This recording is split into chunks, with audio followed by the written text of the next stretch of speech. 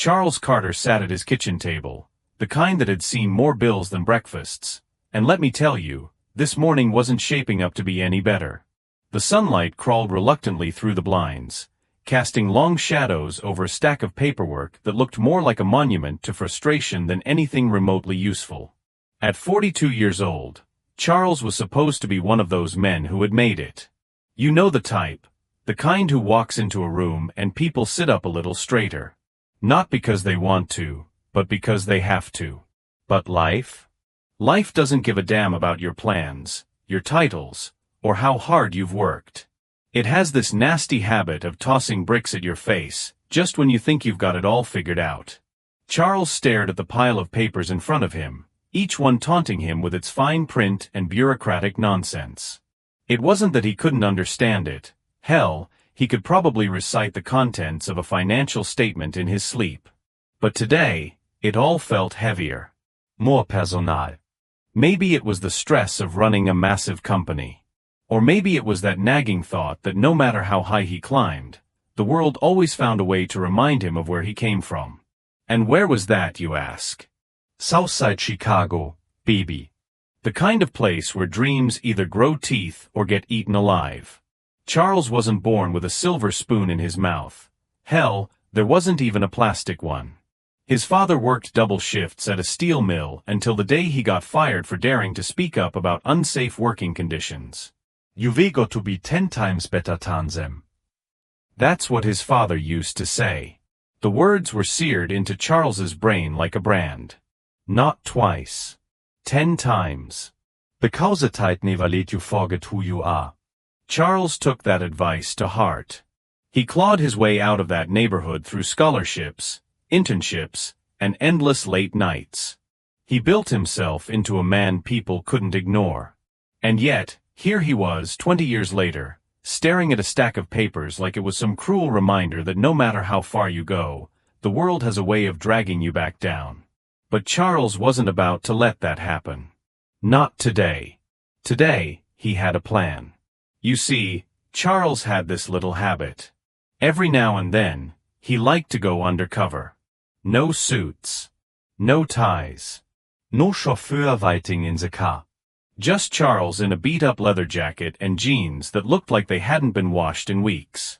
It was his way of staying grounded, of seeing the world the way most people did, unvarnished and raw. And today, he decided to visit one of the branches of his own bank. Not for a big meeting. Not to shake hands and give speeches. Just to see how things really ran when nobody knew who he was. He picked a branch downtown. The kind of place that looked polished on the outside but had a reputation for treating its customers less than fairly. Charles had heard whispers. Complaints about long wait times, dismissive staff, and in more than one case, outright discrimination. It wasn't something he could ignore. He grabbed his wallet, his keys, and a baseball cap that had seen better days, and headed out the door. He wasn't expecting much, maybe a few raised eyebrows, a little impatience from the staff. But what he walked into, that was a whole different story. When Charles stepped into the bank, the air hit him like a wall. You know that feeling, the one where you walk into a room and suddenly everyone pretends you don't exist? Yeah, it was that. The space was sleek marble floors and shiny counters, but it felt colder than a morgue. A few customers were scattered around, waiting in line or filling out forms. The staff, mostly white, barely glanced up as he entered. Charles made his way to the counter, keeping his head low. He wasn't there to cause a scene, just to observe. The guy behind the counter, mid-30s with a face that screamed I peaked in high school, gave him a once-over that lasted just a little too long. His name tag read Mason, and Charles could already tell, this guy was going to be a problem. Can I help you? Mason asked, in the tone of someone who clearly didn't want to. Yes, Charles replied evenly. I'd like to withdraw $5,000 from my account. Mason raised an eyebrow, leaning back slightly like Charles had just asked to borrow his car. Do you have ID? Charles pulled out his wallet and handed over his driver's license along with his bank card. Mason took them with a deliberate slowness that made Charles's teeth clench. "What's the account number?" Mason asked, his tone dripping with suspicion. Charles gave it to him. Mason typed it into the computer, his fingers moving like molasses. After what felt like an eternity, he frowned. "Yeah, we can't do that," Mason said, sliding the cards back across the counter. Charles blinked. "Excuse me." "We don't have that kind of cash on hand," Mason shrugged. "You'd need to put in a request. And even then, we'd have to verify certain things." "Certain things," Charles repeated, his voice dangerously calm. "Like what?" Mason smirked, the kind of smirk that made you want to knock someone's teeth out. "Like whether the funds are legitimate." For a moment, Charles just stared at him, the words hanging in the air like a bad smell. Legitimate. That one word hit him harder than any insult ever could. He felt the weight of every barrier he'd had to break through, every indignity he'd swallowed just to get where he was. And here he was again, being treated like a criminal, for daring to exist. Charles took a deep breath, forcing himself to stay calm. He wasn't going to let this guy see how much he'd gotten under his skin. Not yet. "Well," Charles said, leaning slightly closer to the counter, "how about you check again?" Mason sighed dramatically, like Charles had asked him to perform brain surgery. "Look, sir," he said, dragging out "sir" like it was an insult, "even if we had the cash, which we don't, you'd need to provide additional documentation. You know, to prove you're not, you know." Charles's jaw tightened. "No, I don't know," he said slowly. "Why don't you explain it to me?" Mason hesitated, but just for a second. Then he leaned in, lowering his voice to a conspiratorial whisper. "Let's just say we have policies. Gotta make sure everything checks out. You understand?" Charles understood perfectly. And in that moment, he made a decision. This wasn't going to end here. Charles stood there, his patience hanging by a thread, thinner than the smirk on Mason's face. The guy had the kind of attitude that made you wonder how he hadn't been punched already. Mason's last remark, laced with thinly veiled suspicion, echoed in Charles's head. "We have policies. You understand?" "Yeah." Charles understood all right. Understood that he was about to lose his cool. "I asked for my money, not an interrogation," Charles said, his tone sharper now. A few customers glanced over, sensing the shift. But Mason? Oh no. He wasn't done. The guy leaned back in his chair, folding his arms like he was about to deliver a lecture. "Look," Mason began, his voice dripping with fake patience, "it's not personal. We just need to make sure everything checks out. You know, some people, they try to game the system." Charles let that hang in the air, his jaw clenched. The rage bubbling inside him wasn't new. It was the same old anger he'd carried since the South Side. The kind that comes from being constantly underestimated. And now, here he was again, being treated like he didn't belong. "Let me get this straight," Charles said, leaning forward just enough to make Mason flinch. "You accusing me of trying to steal my own money?" Mason shrugged, the smirk returning. "Hey, I didn't say that. But you know, people like..." Charles cut him off, his voice now low and icy. "People like me? Go on. Finish the sentence." Mason hesitated, realizing he'd stepped into dangerous territory. But instead of backing down, he doubled down. "All I'm saying is, we've got rules. And people like you don't always fit the profile." The room went silent. A middle-aged woman in line gasped softly, her hand flying to her chest like she'd just witnessed a car crash. Another customer, a younger guy, muttered "damn dude" under his breath. Charles could feel the weight of their stares. But he wasn't here for their sympathy. He was here for a point, and for his money. Taking a deep breath, he forced himself to smile. "All right, Mason," he said, his voice calm but lethal. "Here's what's going to happen. You're going to process my withdrawal right now, or I'll make a call. And we'll see how your policies hold up when corporate gets involved. Mason's face twitched. Just for a split second, the smug confidence faltered. But then, as if deciding to die on this hill, he leaned forward, lowering his voice. "Call whoever you want," he sneered. "I don't care if you have the Pope's phone number. Without the right documentation, you're not getting a cent." Charles blinked, stunned by the sheer audacity. Then he laughed, a sharp, humorless sound that made Mason sit back slightly in his chair. "Okay," Charles said, straightening up. "You've made your point. Let's see how far this goes." He pulled out his phone, ignoring the curious glances from the growing crowd of customers. His fingers flew across the screen. Mason shifted uncomfortably in his seat. "You really calling someone?" he asked, his voice suddenly less sure. "Oh, I'm calling," Charles replied, a wicked grin spreading across his face. "But don't worry. It's not the Pope." The tension in the room thickened as Charles waited for the line to connect. This was no longer about $5,000. It was about something much bigger, though Mason had no idea how big. "The phone rang once. Twice." Then someone picked up. "Get me the regional manager," Charles said into the receiver, his voice sharp enough to cut glass. Mason's smirk faltered as he watched Charles speak, realization beginning to creep in. This wasn't just some random guy looking for a fight. Charles paced slowly, his tone calm but laced with a kind of authority that made people listen. The other customers in the bank were now openly watching. Whispered conversations filled the air. "Who is this guy? He's not messing around. Did you hear how he said, manager? Like he owns the place." Meanwhile, Mason was sweating through his button-up shirt.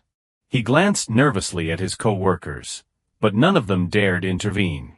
One woman, clearly uncomfortable, muttered something about taking a break and disappeared into the back room. Charles ended the call, his expression unreadable. He slid his phone into his pocket and turned back to Mason. "Now," he said, his voice smooth as silk, "you're going to check my account again. And this time, you're going to do it properly." Mason's hands hovered over the keyboard. His arrogance was gone, replaced by visible unease. He typed in the account number again, his fingers trembling, just enough for Charles to notice. The screen lit up. Mason's eyes flickered with something close to panic. Sir," he stammered. "There seems to be a note on your account. I just need to check with—" "Spare the excuses," Charles interrupted. "Just tell me what it says." Mason hesitated. His Adam's apple bobbed as he swallowed hard.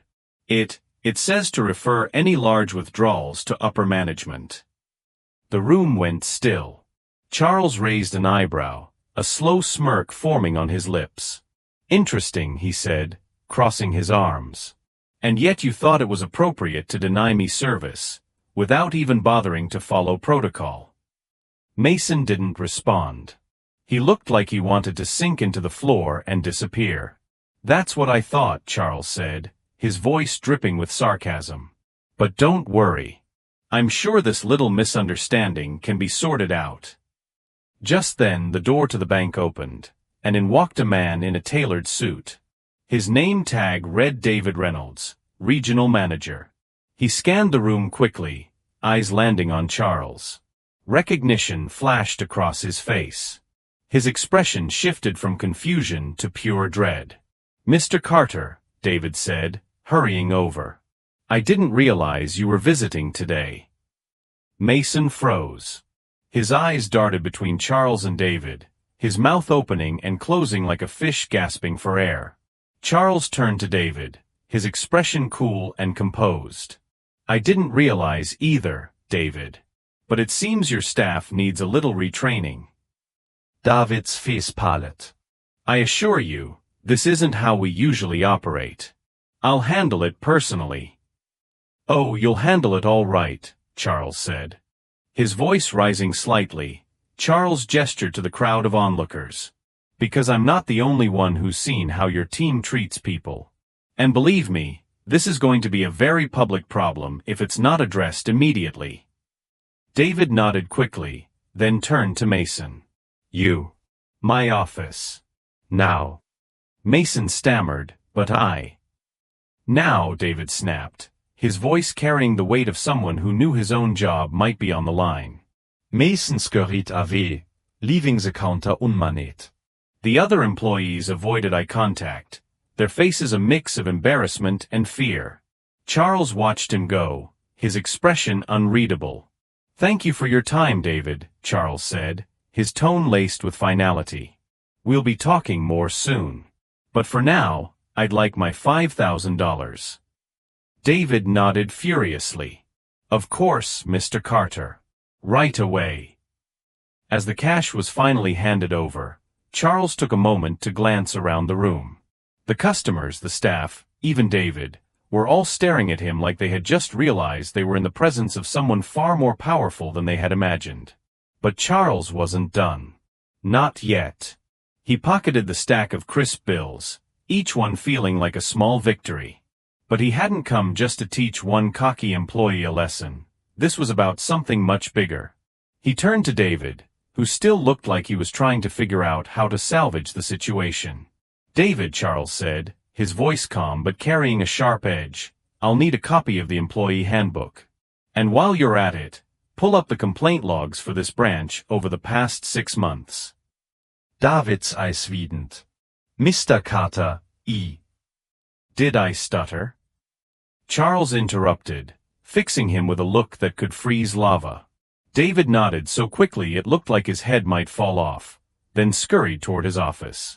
The other employees remained frozen in place, clearly unsure whether to jump in or run for the hills. Charles ignored them. He turned to the customers. The room was dead silent. Everyone was waiting to see what would happen next. Now I know what you're all thinking, Charles said, his voice loud enough for everyone to hear. Who is this guy? Why is he making such a big deal over a withdrawal? A few chuckles rippled through the crowd. Charles smirked, pausing just long enough to build the tension. Let me answer that for you, he continued. I'm Charles Carter. And I don't just bank here. I own this entire damn place. The room erupted. Gasps, whispers, even a few outright laughs filled the air. One older man in the corner muttered, "Well, I'll be damned," while a younger woman pulled out her phone to record the moment. Charles let the reaction wash over him, waiting until the noise died down before speaking again. This isn't about the money, he said, his tone serious now. This is about respect. About making sure that every single person who walks through those doors is treated fairly. Because I'm not just the CEO of this bank, I'm someone who's been where you are. Someone who's been told no one too many times just because of how I look. The crowd fell silent again, hanging on his every word. Even the employees who had been trying to blend into the background were now staring at him with wide eyes. This branch, Charles said, gesturing around the room, has been failing its customers. Not just today, but for months, maybe years. And that stops now. Just then, David reappeared, clutching a thick binder and a stack of papers. He looked like a man walking to his own execution. "Mr. Carter," he began, his voice trembling slightly, "here's the handbook and the logs you requested." "Thank you," Charles said, taking the documents without so much as a glance. He turned back to the crowd. "You see this?" he asked, holding up the binder. "This is supposed to be the rule book. But rules don't mean a damn thing if the people enforcing them are broken." Someone in the back clapped. Then another. Soon, the entire room was applauding. Charles raised a hand to quiet them. "Now here's what's going to happen," he said, turning back to David. "You're going to audit this branch. Top to bottom. Ever employer. Ever policy. Ever dam transaction. And you're going to report directly to me. Understood?" "Yes, sir," David said, his voice barely above a whisper. "And as for Mason," Charles continued, his voice dropping into an icy calm, "he's fired. Effective immediately." David nodded. But Charles still wasn't done.